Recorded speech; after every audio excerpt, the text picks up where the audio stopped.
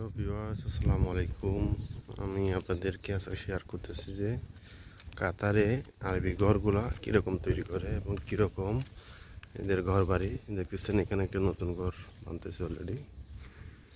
এরা ডুপ্লেক্স বেশি ঘর বাঁধে, মানে 2 তলা।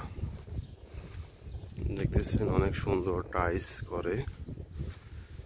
এদের সিস্টেম হচ্ছে আপনার ঘরের বাইরে মসজিদ থাকবে, ভিতরে তারপরে রুম টুম এগুলো করবে।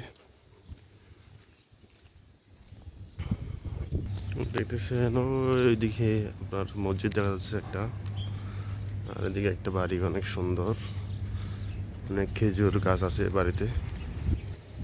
এদের রোড গার্ড অনেক সুন্দর, দেখতে পাচ্ছেন অনেক দামি দামি গাড়ি, মাশাআল্লাহ। লেক্সাস, ল্যান্ড ক্রুজার, অনেক দামি দামি গাড়ি এদের কাছে।